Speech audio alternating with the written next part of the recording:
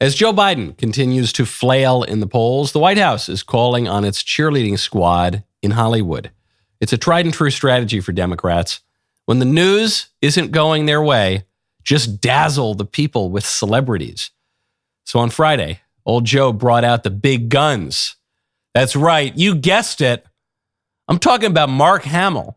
Mark Hamill has decided to join us on this wonderful Friday, and I am really excited to turn it over to Mr. Hamill.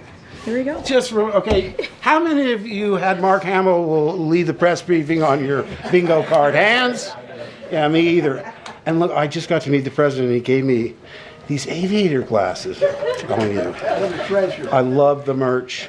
Love it all. But listen, I just wanted to say I was honored to be asked to come to the White House to meet the president, the most legislative successful president in my lifetime.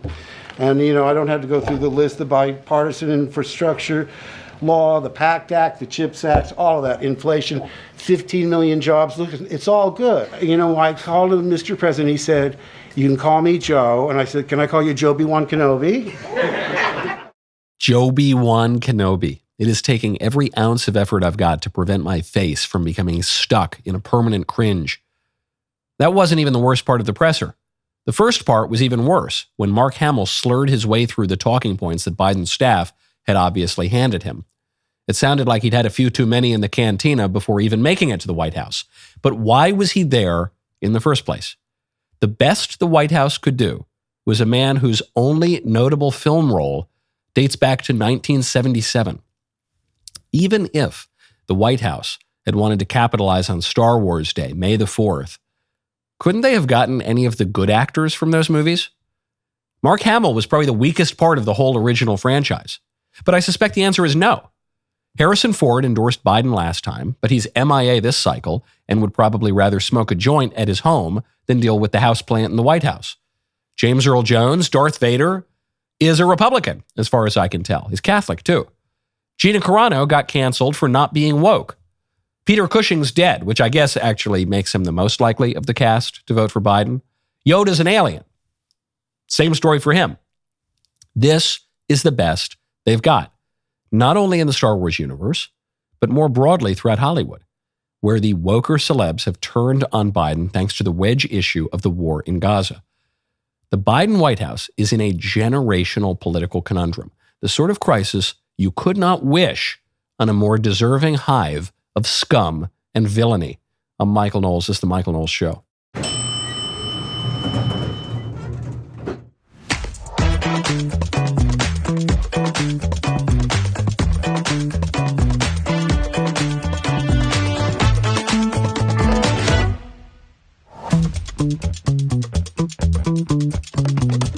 Welcome back to the show. A frat star has gone viral for wearing American flag overalls and dancing around and yelling at a pro-Palestine protester.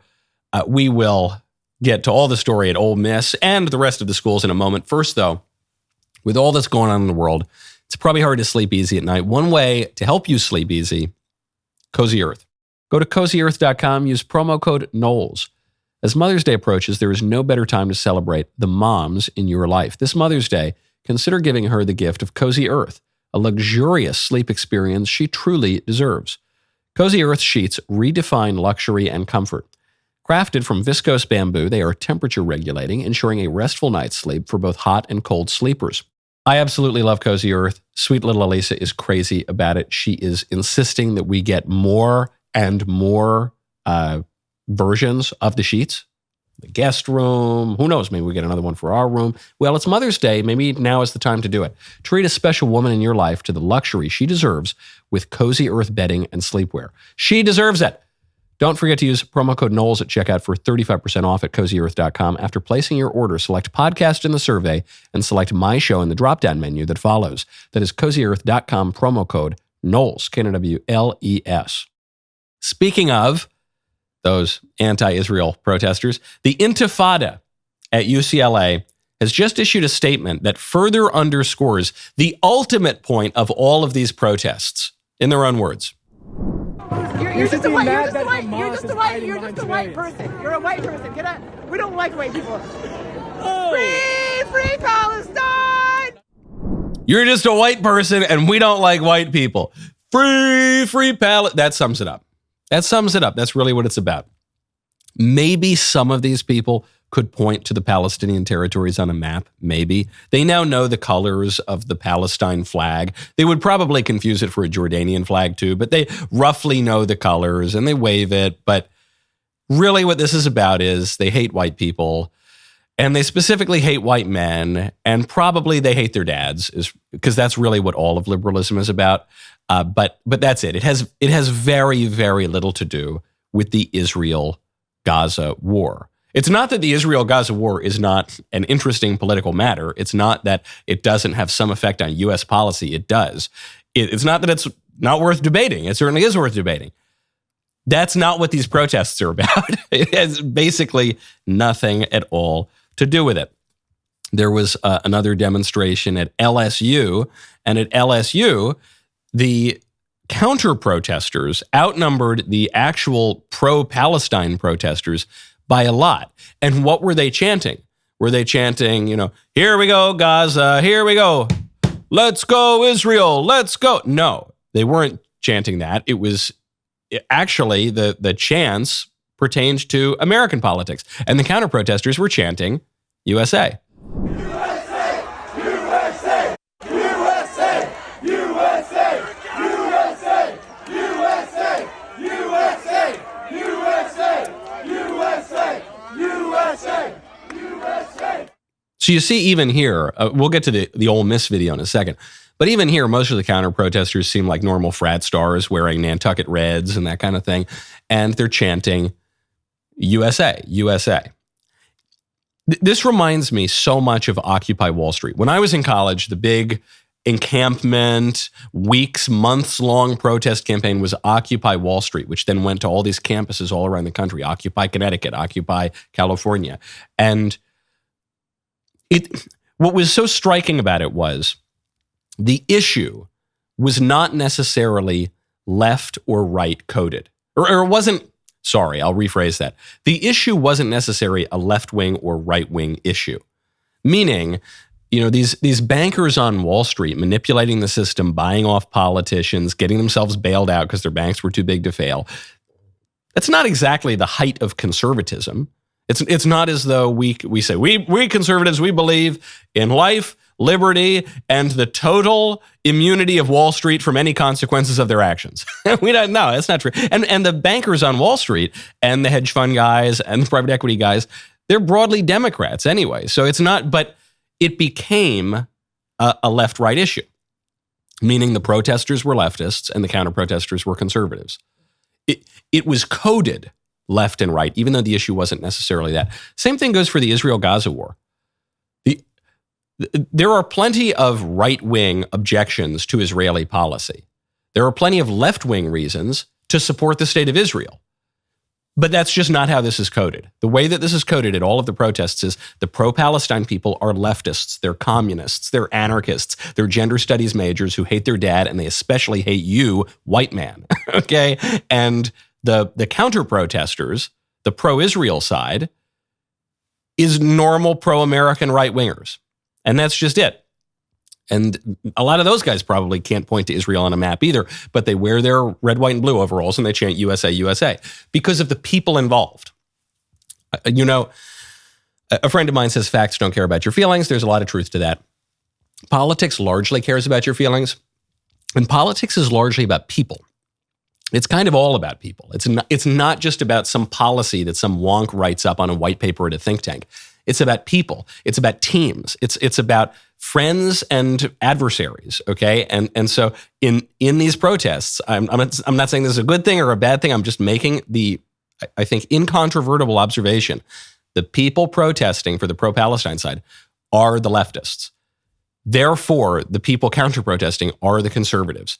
And most of this has nothing to do with the Middle East. So this brings us to the viral video that came out of Ole Miss, where some frat star wearing aviators, much more persuasively than Mark Hamill did, dressed up in red, white, and blue, stars and stripes overalls, is counter-protesting a sole pro-Palestine protester. So the counter-protester is a straight white man, the worst kind of person in the world. And then the pro-Gaza protester, the pro-Palestine protester, is a black woman who is somewhat corpulent. I only observe that because a lot of the guys were chanting things like Lizzo, and they were being kind of mean about it. Now, it's a little unclear in the video what exactly people are saying. Cops are trying to break them up.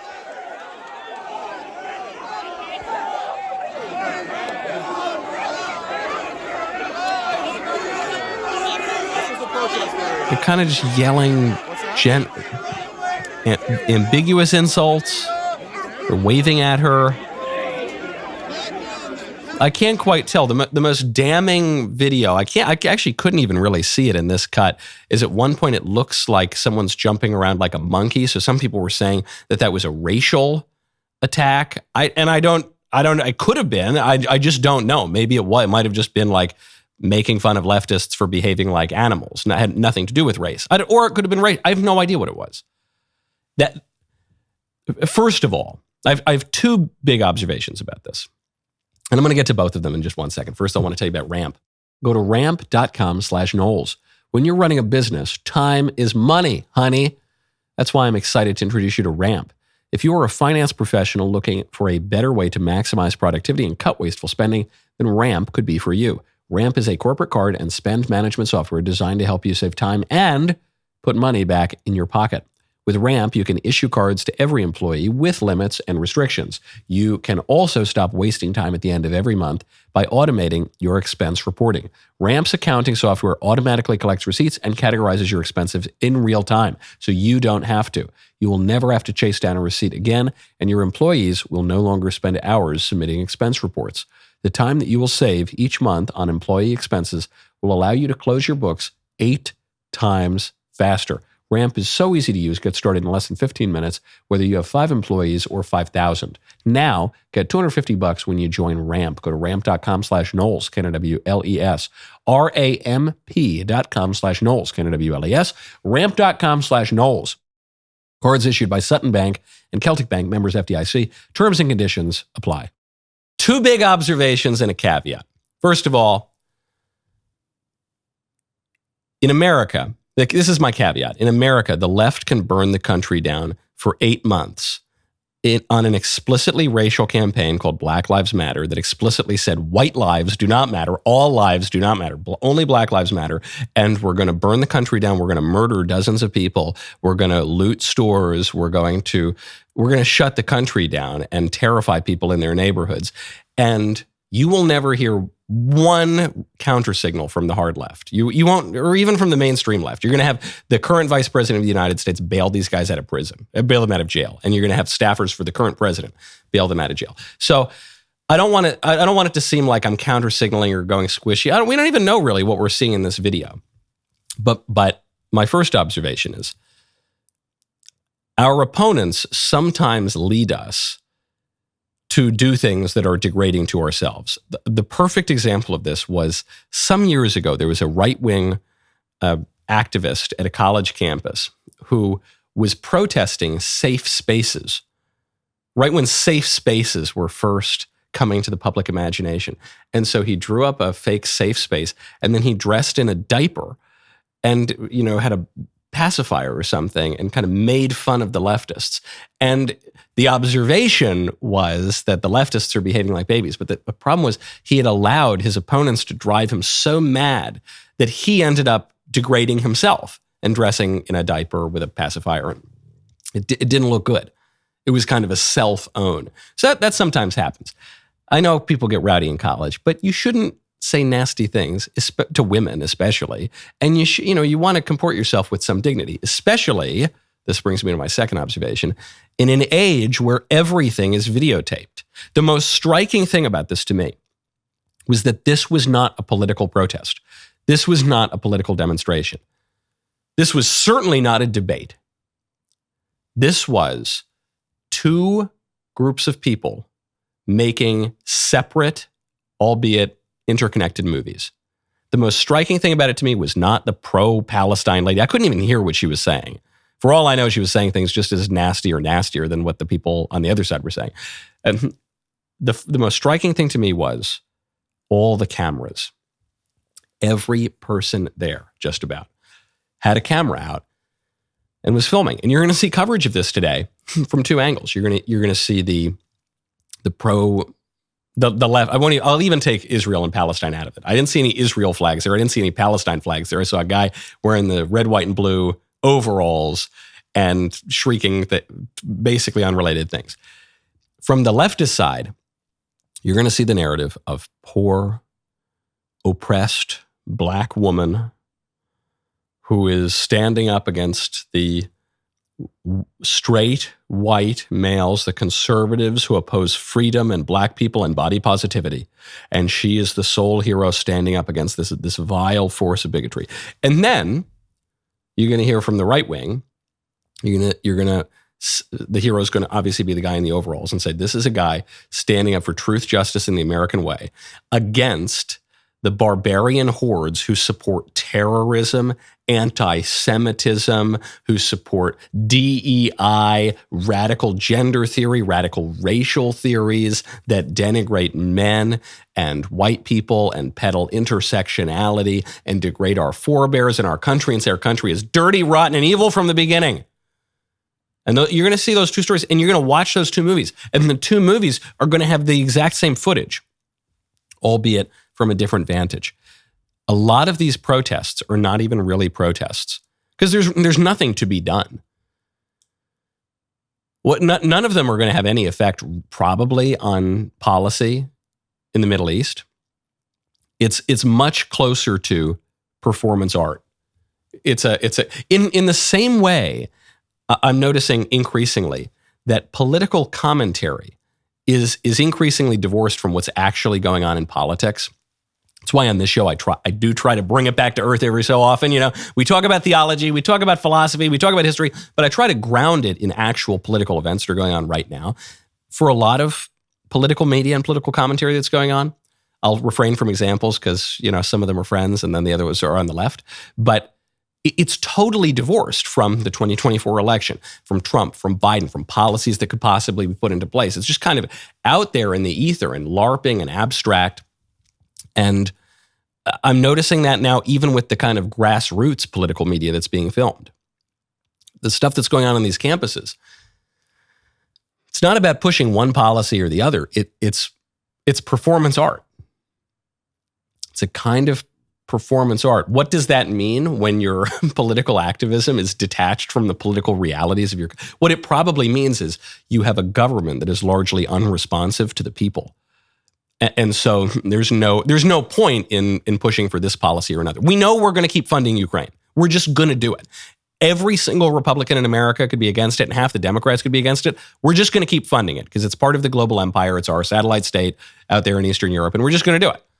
So there's no point in political activism against it most of the time.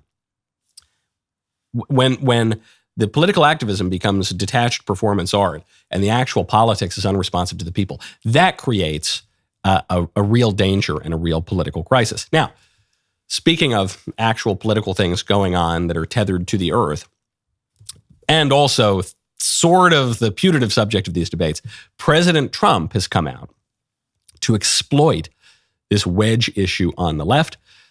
He's come out in opposition to the Palestinian state. What he said in a recent Time magazine interview is, I'm not sure a two-state solution anymore is going to work. Everybody was talking about two states, even when I was there. There was a time when I thought two states could work. Now I think two states is going to be very, very tough. I think it's going to be much tougher to get. I also think you have fewer people that liked the idea.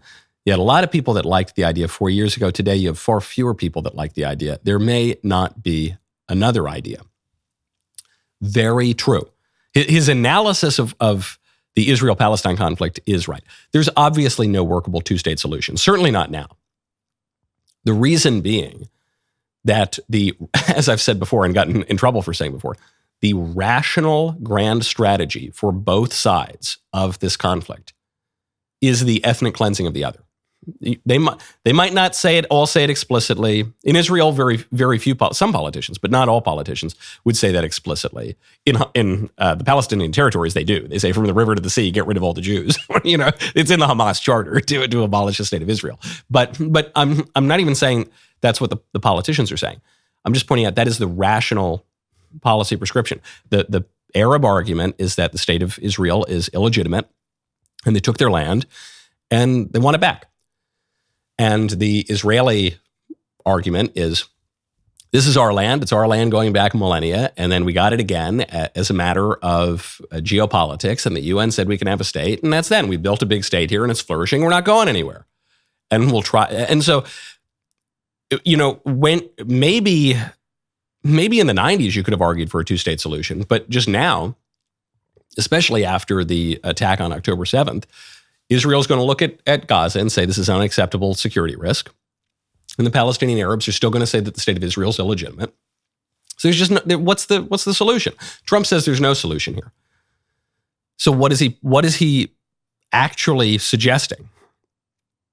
He's suggesting that the GOP maintain its position, and its position is broadly to be pro-Israel. I've got the charts here. This is from Pew, I think. No, it's from Gallup, sorry. America's favorability of Israel and Palestine. You can look through all of the numbers. Support for the state of Israel has plummeted among young people, especially on the left. But when you look at 35 to 54 years old and 55 plus, which are the real voters that candidates are looking at in this election, they're still broadly pro-Israel. This is 55%, even today, used to be a little higher than that, but it's still 55% of 35 to 54-year-olds and 71% of 55-plus-year-olds support Israel. Support for the Palestinian Authority, much, much lower. Even among the young people for whom support of the state of Israel has cratered, they're still more likely to support the state of Israel than they are to support the Palestinian Authority. 38% favorable to Israel, 32% favorable to the Palestinian Authority. Now, the breakdown between Democrats and Republicans is what's really key here, because what Trump is focusing on is not some conflict overseas.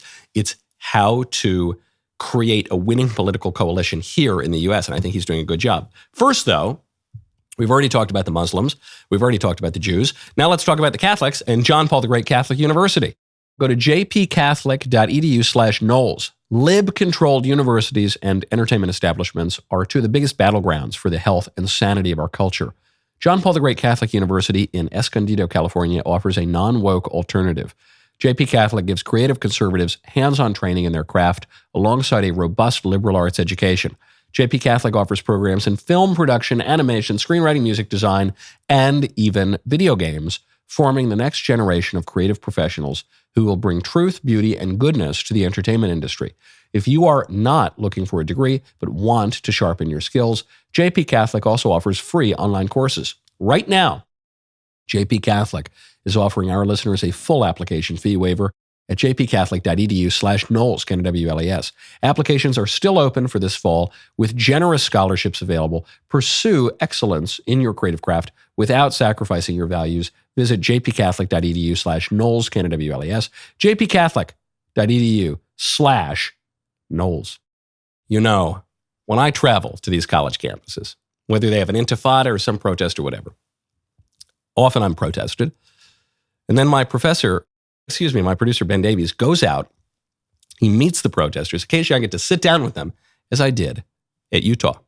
Is it a safe place for your conservative students? Of course. How would they know that coming in here when there's a sign that literally says they are not welcome? Now, why on earth would conservative students not feel welcome on a public university campus? Hey, Michael Knowles from Public Life! What does your sign say? So respect existence or expect resistance. The protesters were nearly all students in the College of Social Work. It seems very few of them had ever listened to a word that I've said. From what I know about him, he has promoted the annihilation of trans people. I don't want to say that for sure. When my producer, Mr. Davies, gave them the chance to discuss their views with me, pretty much all of them declined. Personally, I have a really hard time staying cool, calm, and collected when talking to someone like that.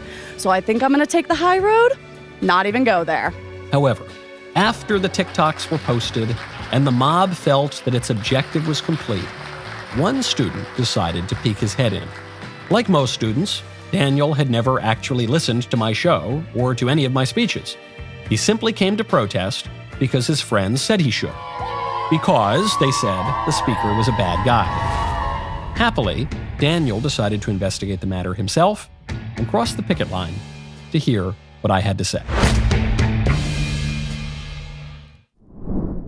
Go check it out. It's on my YouTube channel. Go check out Across the Picket Line. We call the series Cross the Line right now. So Trump on Israel. He comes out, he says, the two-state solution is going to be very, very hard. So he's kind of talking around it because his argument is to maintain the status quo Republican position, which is probably smart. Trump and the GOP are pro-Israel. Democrats, increasingly, are anti-Israel. Most of America is pro-Israel. I think that's pretty much where President Trump's reasoning begins and ends on this issue. He might have some natural sympathies for the state of Israel, but I think that's most of it, is the political calculation here. And you look at the numbers. These are very recent numbers, I think from March, from Gallup. You can see a decline in support for the state of Israel, a 9 percentage point decline among Democrats. Among Republicans, the decline in support is much smaller, 5 points. Palestinian Authority also has had a decline in support. The Middle East sympathies have largely been unchanged by the war, except for these finally taking down a little bit of the Democrat support. So the Democrat support for Israel is now below 50%. Independents are still at 51%. Republicans are still at 77%. It's down across the board, but now you've got Democrats under 50%, and you've got those young Democrat people really cratering here. This is a great opportunity for Trump to exploit. And especially that it's still so contentious in the Democrat Party, and there's such a divide between the activist base and the donor class. Exploit that all you can. Trump is, as far as I can tell, just living his best life right now. After court the other day, last week, he decides he's going to go deliver pizzas to a New York fire department.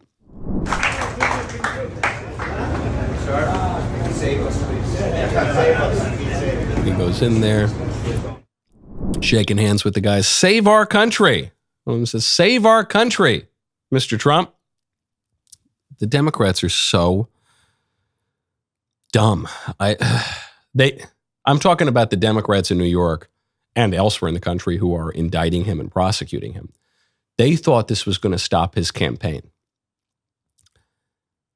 This is the greatest campaign opportunity imaginable. And what the Republicans will argue is, well, if Trump didn't have to defend himself in court, he could be holding rallies in Iowa. He could be, yeah, I guess that's true. He might also just be playing golf or something, though. It's still kind of early on in the year.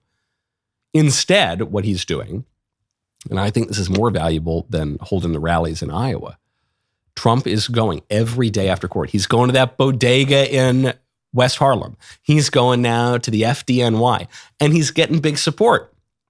And he's bringing them pizza, and he's going to Chick-fil-A, and he's just doing stuff that looks so good. And he's out, and it seems unscripted, and it's extemporaneous, and it's just really, this is good campaigning. The Democrats are Wile E. Coyote. Donald Trump is the roadrunner. They bought a big Acme anvil in the form of this New York prosecution, and somehow the roadrunner gets away and the anvil is falling on their head. Then, some more good news for the Republican Party. President Trump and Governor Ron DeSantis just had a little meeting over the weekend. President Trump says, I'm very happy to have the full and enthusiastic support of Governor Ron DeSantis of Florida. We had a great meeting. The conversation mostly concerned how we could work closely together to make America great again. Also discussed was the future of Florida, which is fantastic. I greatly appreciate Ron's support in taking back our country from the worst president in the history of the United States. November 5th is a big day. Whoa, this is crazy. This is such a change in tone from the way that President Trump was speaking during the primary. Wow. Now, I'm not surprised by this. You're not surprised by this. But naive people in politics and people who have been driven mad by primary partisanship, they will be surprised by this. But it was so nasty. And during the primary, Mr. Trump, you said that DeSantis was a bad governor, but now you're saying he's a good governor. And during the primary, you said you hated DeSantis, but now you say you like DeSantis. Yeah, man, it's called politics. I don't, my position, I feel so vindicated. We'll get to what DeSantis said about the meeting in a second. My position early on in the primary, I said, I'm not going to wade into the primary. I very rarely wade into Republican primaries. I don't see the point because I don't think that's my role in my position in media and politics. So I'm just going to call it like I see it, and I'm going to cover Trump and I'm going to cover DeSantis. And I said nice things about both guys, and I said tough things about both guys, and I covered the other candidates too. And I said, look, these are both tough guys. They got thick skin. They can handle a primary. Don't worry. Don't be shedding tears about, oh no, Trump said this about DeSantis, and oh, poor, is DeSantis okay? And, oh, DeSantis said this about Trump. The tough guys, they'll work it out. So here's what DeSantis said. DeSantis said he's going to be active in a variety of capacities to help Trump and the other Republicans win this fall. It was a good meeting and a good conversation. He, Trump, understands the importance of this election. He understands the damage that Biden is doing, and I think you would see 180-degree different policies if we're able to win in November, which is important to do. There you go. For all that we hear about Donald Trump being a narcissist who can't take any criticism, he holds grudges, and this guy seems to take nothing personally. He takes loyalty very seriously. He takes whether you're his friend or his enemy very seriously at any given time. But he doesn't seem to take insults personally, at the very least. He knows this is politics. To quote Hyman Roth in The Godfather Part 2, this is the business we've chosen. That's what it is. And so the minute that Trump gets what he wants, the game is over, then he can be warm and fuzzy again. Say, oh yeah, we love Ron. He did the same thing with Ted Cruz. He accused Ted Cruz's dad of murdering JFK, okay, among other things. And then the primary's over. He calls him Lion Ted. Remember, L-Y-I-N, Lion Ted. And then the primary's over. They patch things up. They have a good working relationship. He goes, I don't call him Lion Ted anymore. He's Beautiful Ted. I call him Beautiful Ted. And they have a good working relationship. I'm doing a lot of Godfather quotes here.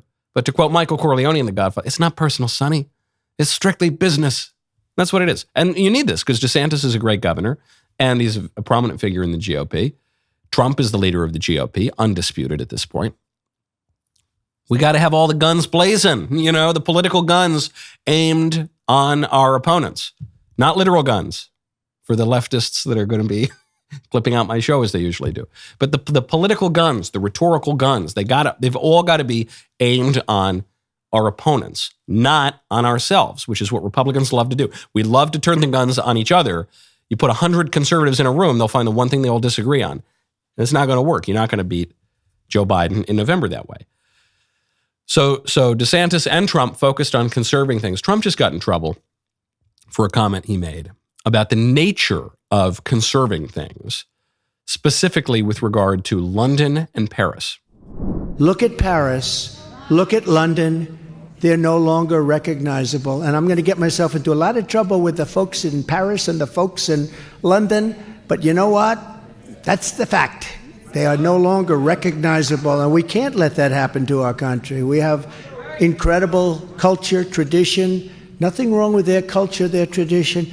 Can't let that happen here, and I'll never let it happen to the United States of America. What's wrong with that statement?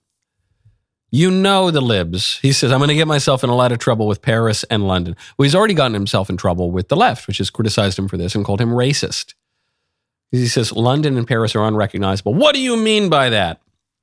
Are you talking about the fact that they've had mass migration for decades now, and you can hardly find an Englishman in London anymore? Is that, how dare you? Yeah, well, what's wrong with that? What's wrong with saying that we like things the way they are? And it's not that we don't like foreigners, and it's not like we don't even like foreigners to come in every so often, but I like London. I like England. I like England in part because it's English. I like France and, well, the French are another story. But one likes to visit France because of the French. They're a certain way, and the Italians are a certain way.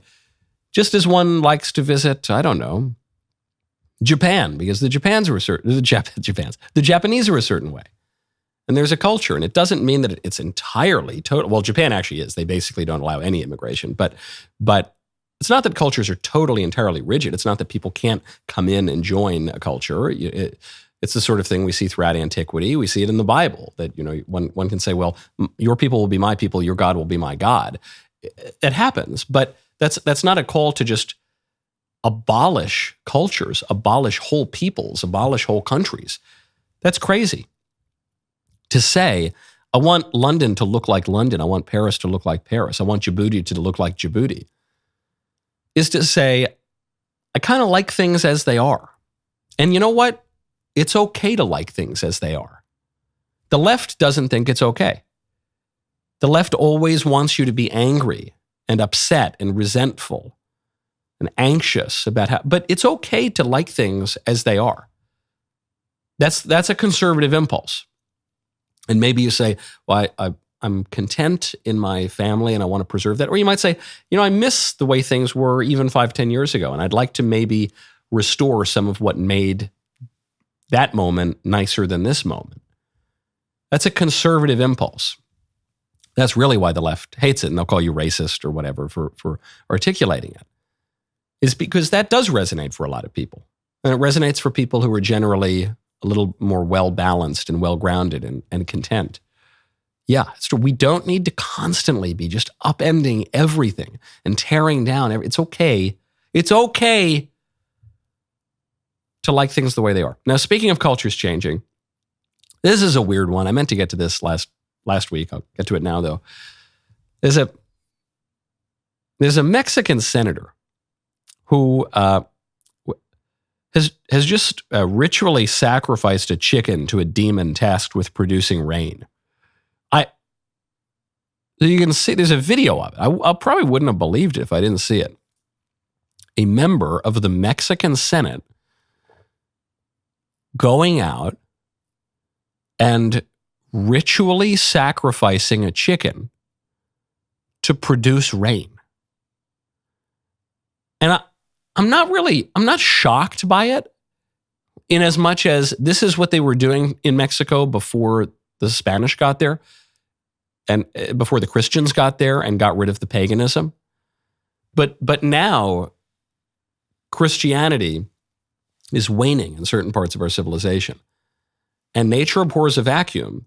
So what happens when we turn away from the true God is we get a bunch of false gods and demons, basically. And people just worship the demons, and so they return to paganism. But it's even worse than the original paganism because it's a paganism of an apostate civilization.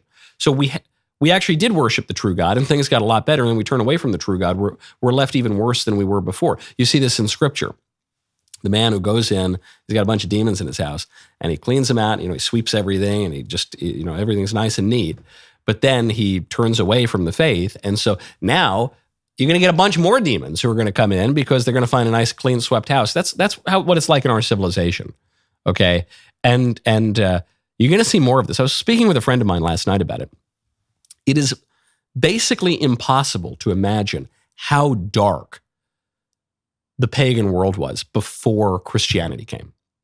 Especially now because we're taught this nonsense in school that like Christianity is really bad and oppressed people or whatever, which is all nonsense. But before Christianity, in antiquity and then before Christianity made it to the New World, people were regularly murdering their children, regularly sacrificing their children to demons. In this case, I'm glad the Mexican senator is not yet.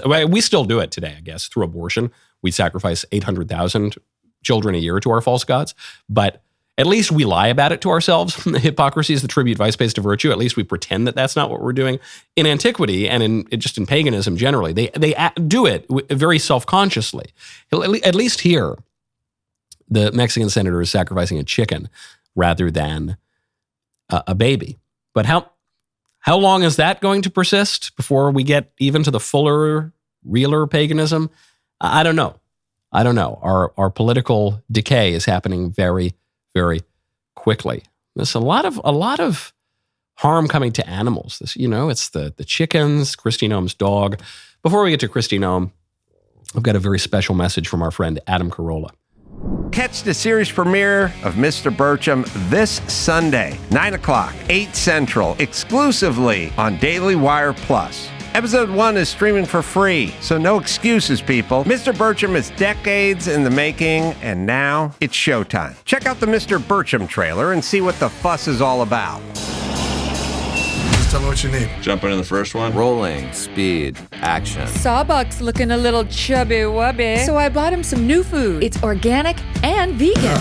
Dogs are supposed to eat meat. They're descendants of wolves. You ever see a vegan wolf on the Nature Channel? I'm a vegan.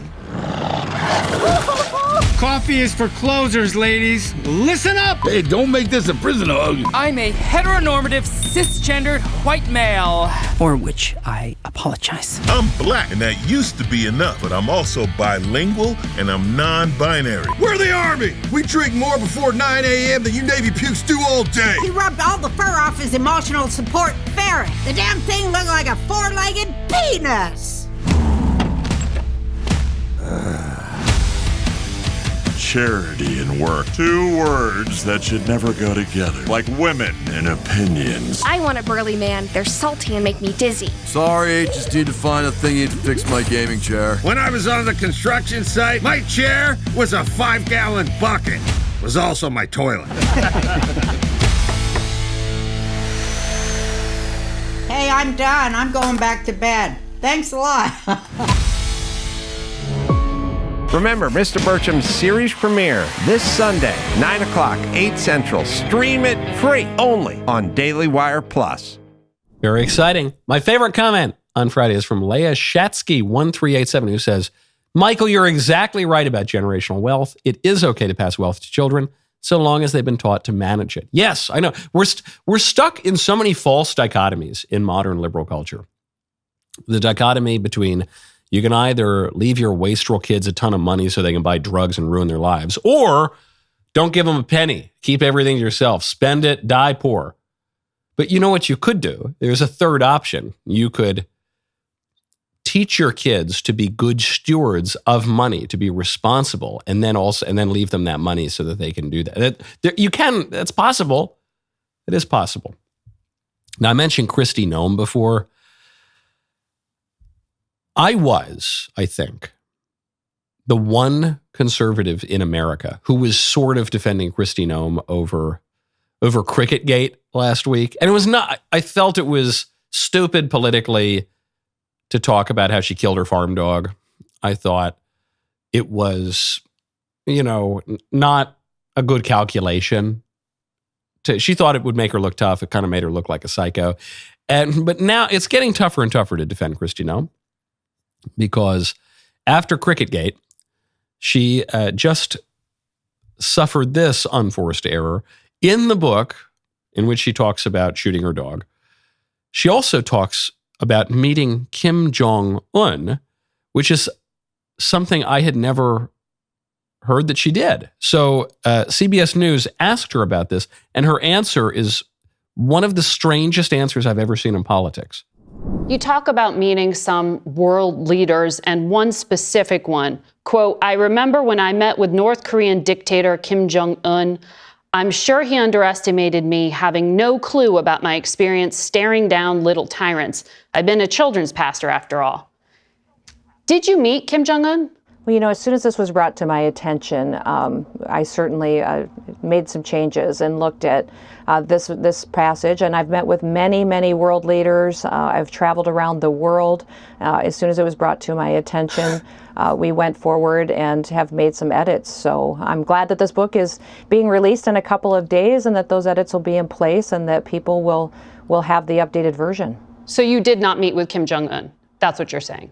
I've met with many, many world leaders, many world leaders. I've traveled around the world. I think I've talked extensively in this book about my time serving in Congress, my time as governor, before governor, some of the travels that I've had. I'm not going to talk about my specific meetings with world leaders. I'm just not going to do that. This anecdote shouldn't have been in the book, and as soon as it was brought to my attention, I made sure that that was adjusted. What? Huh? So there are two possibilities for what happened here. First we know she did not write this book. None of these politicians write their own books. Very few do. Senator Cruz, for instance, will write. The Senator Cruz will acknowledge, I'll sometimes work with a writer or an editor, but then he'll go in. I just happen to know this personally. He'll go in and extensively rewrite. But, Senator Cruz is like a Princeton debate champion. He's the kind of guy who's going to write his own book. The vast majority of politicians hire some ghostwriter. Not only do they never write their books, they probably never read their book. And so that's one possibility here. She hired a ghostwriter. The ghostwriter threw in this weird anecdote.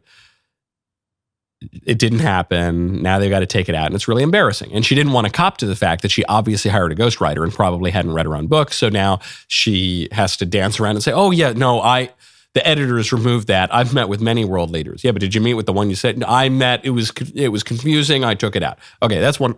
The other possibility, and I guess this one would be even weirder. Did she meet with Kim Jong Un? She might have met with Kim Jong Un. The only way I think she would have met with Kim Jong Un is if she had joined President Trump on his trip to North Korea. Remember, during the Trump administration, Trump went over and met with Kim Jong Un.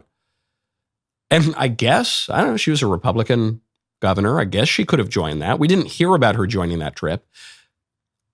It's possible that she did. And then maybe she would have met him there. And then maybe she wouldn't want it in the book because it wasn't, she didn't want to say that she went on the trip with, I don't see any world in which she met with Kim Jong Un apart from the Trump trip, right? She's the governor of a small state. That wouldn't make any sense. And then she didn't want it in there because it had to do with the Trump trip and it wasn't publicized or something. Probably the more likely story is she never met with Kim Jong Un and it just the ghostwriter threw it in there. The only reason I think maybe there's a chance she did and she accompanied Trump or something is it's a weird story to make up. What kind of ghostwriter worth his salt would just make that up? That's crazy. It's obviously an historically verifiable episode. And it's obviously one that is of public interest. So I have no idea. The whole thing is really weird. Kristi Noem clearly only wrote this book because she wants to be the vice president or president someday. And every anecdote that comes out of the book seems to make that less and less likely. Now, obviously, there are political forces right now who are trying to shoot Kristi Noem down because they want someone else to be the vice president. But this is bizarre stuff.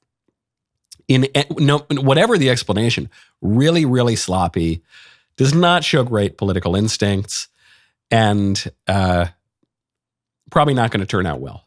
And listen, I guess I'm the number one Kristi Noem defender in the country. Because I said, in principle, there's nothing wrong with shooting a farm dog on a farm. But there is something wrong with making up a meeting with Kim Jong Un, or of having actually met with him and then taking out the episode. Or I don't know. The whole thing's a little weird. Now, what does this all come down to? This whole culture war. The culture war between the left and the right, the culture war between the pro-Palestine people on the college campuses and the pro-Israel people, the culture war between, the guys wearing the American flag overalls and the pro-Gaza protest. The Mexican senator sacrificing a chicken to a demon. What it comes down to is something that John Cleese from Monty Python has just gotten a big deal of trouble for observing, which is that some cultures are superior to others. And we were not allowed to say that for a long time. We were stuck in a period of cultural relativism. But now I think we're back to being able to admit that some cultures are superior to to others. We can't get into this story. You know I'm quite a tease, so we'll have to get into that story tomorrow. The rest of the show continues now. You do not want to miss it. Become a member. Use code Knowles, K-N-O-W-L-E-S, to check it for 2 months free on all annual plans.